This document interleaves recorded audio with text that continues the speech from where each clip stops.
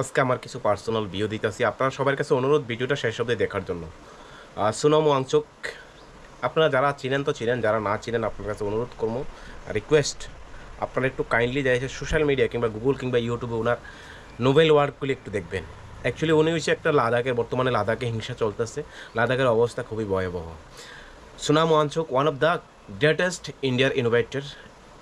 যে এই লাদাখ একটা খুব পার্বত্য এলাকা, ওই এলাকার শিডিউল ট্রাইব এসটি কমিউনিটি মানে ইন্ডিজিনিয়াস পিপল, ওই এলাকার আদিবাসী এলাকার মানুষের জন্য আপ্রাণ চেষ্টা করতেছে। মূল বিষয় হচ্ছে অনেক কিছু জানার আছে। সুনাম ওয়াংচুক আমাদের ভারতের সেনাদের জন্য, মানে যারা ইন্ডিয়ান আর্মি এখানে তৈনাত আছে আমাদের দেশকে সুরক্ষা করার জন্য, আমি আপনার সবাইকে সুরক্ষা দেওয়ার জন্য, এই 140 কোটি ভারতবাসীকে সুরক্ষা দেওয়ার জন্য যেই সেনা এখানে তৈনাত আছে তারা সর্দি গরমের ভিতরে অনেক কষ্ট পাইতেছে, অনেক হিউজ টেম্পারেচার, অনেক কোনো মাইনাসের জায়গা নর্মালি 6 ডিগ্রি 2 ডিগ্রি 0 ডিগ্রি সেলসিয়াসে তারা ওই জায়গাতে আমরা দেশ সার্ভ করতেছে। তো তাদের জন্য একটা টেন্ট বানাইছে, টেন্টটা হইলো কি আপনার দিনের বেলা একটা বাইরে যেমন ঠান্ডা থাকলে অর্ধেক বাইরে রাখবো, রাতে আরও অর্ধেক, মানে টেন্টটা দুইটা ভাগ করছে এমন করে। আরও অনেক কিছু আছে। তারপরে দিয়া ওই জায়গাতে যেহেতু পাহাড়ি এলাকা, ওই জায়গাতে খাওয়ার জলের অবস্থা খুবই ভয়াবহ, জলের ব্যবস্থা নাই। তাই মানে বরফ দিয়ে সেটা বিভিন্নভাবে প্রাকৃতিক মানে কৃত্রিমভাবে বরফের থেকে কেমনে জল করানো লাগে এই সিস্টেমভাবে বাইর করছে, মানে এভরিথিং। মানে ওই সিচুয়েশনে লাগে সেটা মানে আমাদের ভারতবর্ষের লাদাখ সিচুয়েশনে ওই এলাকার মানুষের যে ডিমান্ডে, মানে যে নিডি, যে নিত্য প্রয়োজনীয় জিনিসগুলি, এটার উপর বেস করে সেটা কন্টিনিউয়াসলি হার্ডওয়ার্ক করতেছে। ইভেন এমন একটা স্কুল করছে যেটা 3 ইডিয়ট, আপনারা মুভিটা দেখছেন সবাই জানেন যে 3 ইডিয়ট মুভিটা এটার উপরে বেস করছে। এইটার উপরে বেস করে সে 3 ইডিয়ট মুভিটা বাইরেছে। এই জায়গাতে কী বোঝাইছে 3 ইডিয়ট মুভিও সবাই দেখছেন যে অ্যাকচুয়ালি দেখেন স্কুলটার ভিত্তিতে এমনভাবে করছে যে স্কুলটার ভিত্তিতে যারা ড্রপ আউট স্টুডেন্ট, মানে যারা পড়াশোনা করে ফেল করছে, ওই স্টুডেন্টদেরকে নিয়ে ওই এলাকার একটা, যেহেতু তাদের ভবিষ্যৎ নষ্ট হইব, তাদেরকে নিয়ে একটা স্কুল গঠন করতে, সেখানে ওই স্কুলে ভর্তি হইব, ওই জায়গাতে পড়াশোনা করব, কম্পিউটার হইতে শুরু করে প্র্যাকটিক্যালি আমাদের বাস্তব জীবনে জন্ম থেকে মৃত্যু অবধি যা কিছু করণীয়, প্রাথমিক ট্রিটমেন্ট হইতে গরু চাষ, ছাগল চাষ, এভরিথিং যা কিছু করানো হয় ওই স্কুলে করানো হয়। ওই জায়গাতে তারা একদম পারদর্শী হয়ে বাইর হয়, সাথে সাথে পড়াশোনা, কম্পিউটার, সব এভরিথিং। হিসাব করছেন কত হাজার, মানে কত কত পুরস্কার পাইছে তিনি, মানে কল্পনার বাইরে।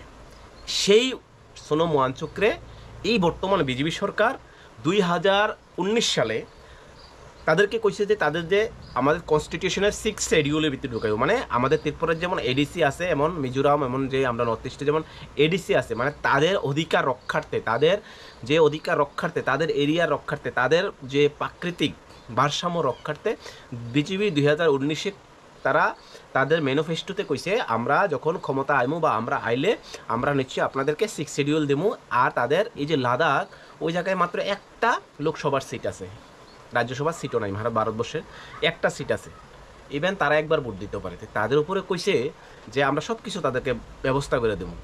আর মেইন রিজন হচ্ছে ওই জায়গাতে আমাদের ত্রিপুরা রাজ্যে মনে করেন একটা এক্সাম্পল, যারা এই এডিসি এরিয়াগুলিতে আসে বা এই যে এরিয়াগুলিতে যায়, সে বিভিন্ন মাইনিং করতেছে, খুন করতেছে, বিভিন্ন ইন্ডাস্ট্রি করতেছে, বিভিন্ন অনেক কিছু হইতেছে। তারা তো ওই এলাকা তো বরফি এলাকা, বরফ আছে, তো ওই এলাকার টেম্পারেচার বাড়তেছে, বায়ু পরিবর্তন হইতেছে, পরিবর্তন হওয়ার সাথে সাথে ওই এলাকার মানুষের ক্ষতিগ্রস্ত হইতেছে। এতে মানুষের ক্ষতি হয়, সেদিকে লক্ষ্য করে সেটা এই জিনিসগুলি তারা ডিমান্ড করতেছে, তাদের অধিকার রক্ষার্থে, তাদের জায়গা সম্পত্তি রক্ষার্থে। বর্তমানে আমার ত্রিপুরার যে এডিসি যেভাবে আছে ঠিক, ইভেন বিজেপি এটা মানছে, মানার পর এটা এখনও দিতে আসে না, এখন 2025 চলে।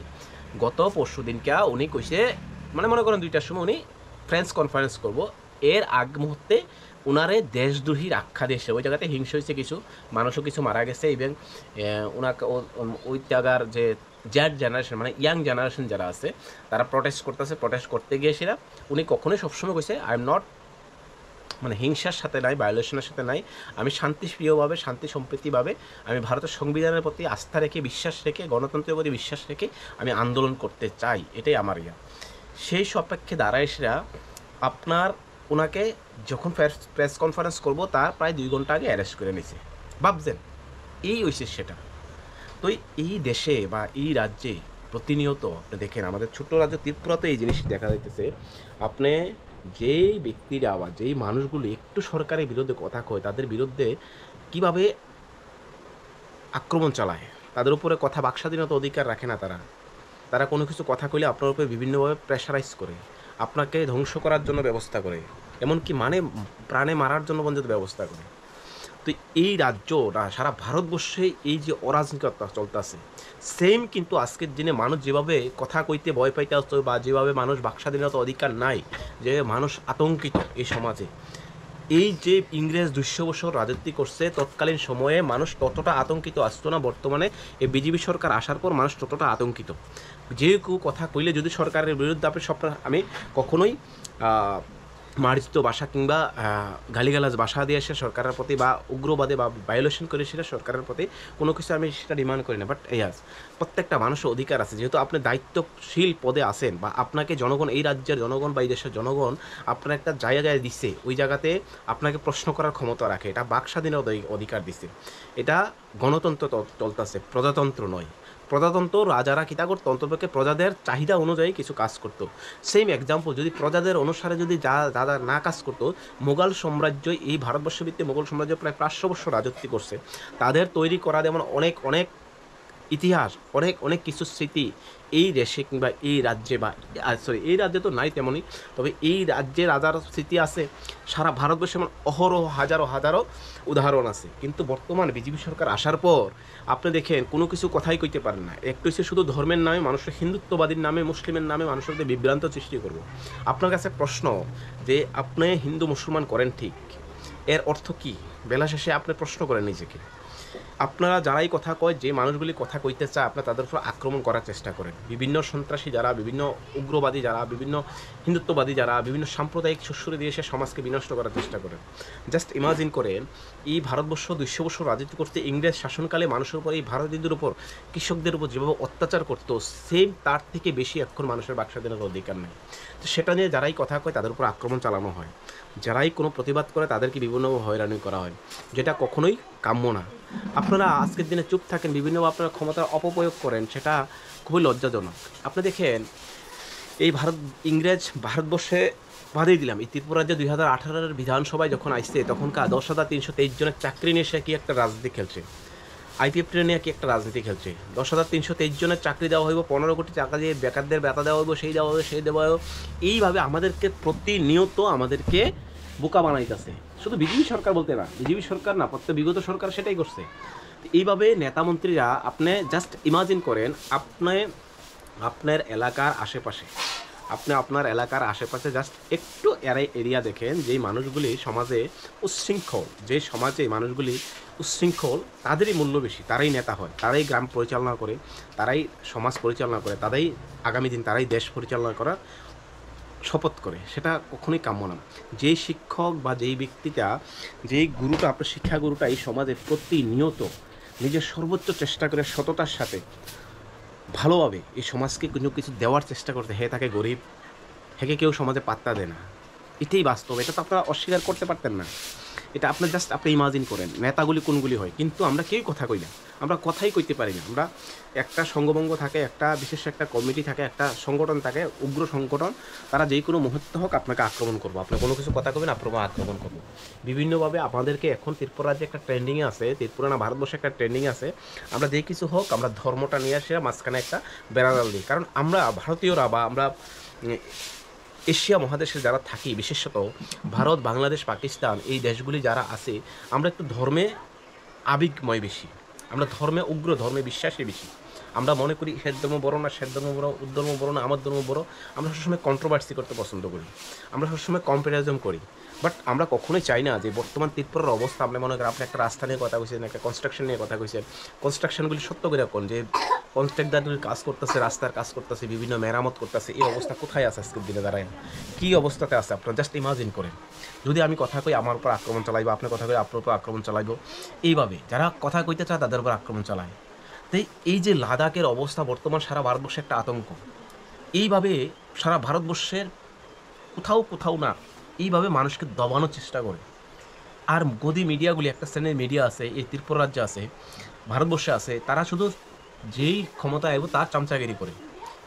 জাস্ট ইমাজিন করেন যে একটা মিডিয়া হচ্ছে 4th pillar of our constitution, সংবিধানের 4th স্তম্ভ, মানে 4th পিলার যেটার দ্বারা মানুষের মৌলিক অধিকারের কথা কইব, মানুষের অধিকার কথা কইব, মানুষের যে মৌলিক অধিকার আছে এগুলি সম্পর্কে কথা কইব। আপনি মনে করেন আমার বাক স্বাধীনতা অধিকার হরণ করা হইলে আমার সংবিধান আমাকে সেই অধিকার দিছে যে আমি ডাইরেক্ট সুপ্রিম কোর্টে যাওয়ার অবধি আমার অধিকার আছে, প্রত্যেকটা নাগরিকের আছে। কিন্তু আপনারা কি সেটা আজ অবধি দেখছেন বাস্তবায়ন? কোনো কথা কইতে পারেন আপনারা কোনো সরকারের বিরুদ্ধে? আপনার কথা কইলে, সরকারের বিরুদ্ধে কথা কইলে রাস্তাঘাট খারাপ, যেমন কিছুদিন আগে আগরতলা একজন ভদ্র মহিলা উনি কথা কইছে, ওনার বিরুদ্ধে এফআইআর করা হয়। একজন শিক্ষক কিছুদিন আগে দেখলাম জাস্ট এই করছে সেই করছে, ওনাকে অ্যারেস্ট করা হয়, ওনার বাড়িঘর ভাঙচুর করা হয়। সমাজে কোনো কিছু কইতে গেলে এটাই অন্যায়, চরম অন্যায়। আপনারা প্রতিনিয়ত কোথাও কোথাও শুধু সাম্প্রদায়িক সুস্বর দিবেন, কোনো কিছু কইলে অন্যায়। এইভাবে আমাদের সমাজে প্রতিনিয়ত বিভ্রান্ত সৃষ্টি হইতেছে। আপনি নিজেকে প্রশ্ন করেন, আপনি জাতি উপজাতি বাঙালি ট্রাইবেল হিন্দু মুসলমান করে সেটা আপনার বেলা শেষে আপনি কী পাইতেছেন? আপনার এন্ড অফ দ্য ডে আপনার কী পাইতেছেন? আপনি আজকে দেখেন সাউথ ইন্ডিয়া কোন অবস্থা আছে? আপনার লাদাখের যে চিত্র বর্তমান আজকের দিনের যে চিত্র খুবই ভয়াবহ। লাদাখে তাদের যে এখানে আদিবাসীরা আছে, ইন্ডিজিনিয়াসরা আছে, তাদের অধিকার নিয়ে তারা করতেছে। আর সুনাম ওয়াংচুক উনার মতন ব্যক্তিরে দেশদ্রোহী দিয়ে সেরা অ্যারেস্ট করছে। জাস্ট ইমাজিন করেন ক্ষমতার যে অপব্যবহার কতটুক নিম্নমানের করতে পারে। যেই সুনাম ওয়াংচুক এই ভারতবর্ষে লাদাখে এক নতুন আলোড়ন সৃষ্টি করছে, যার দ্বারা ওই এলাকার মানুষ পানীয় জলে স্বস্তি পাইছে। এই তীব্র ঠান্ডা থেকে সেটা আমাদের ভারতীয় সৈনিকদের জন্য এক টেন্টের মানে তাঁবুর ব্যবস্থা করছে।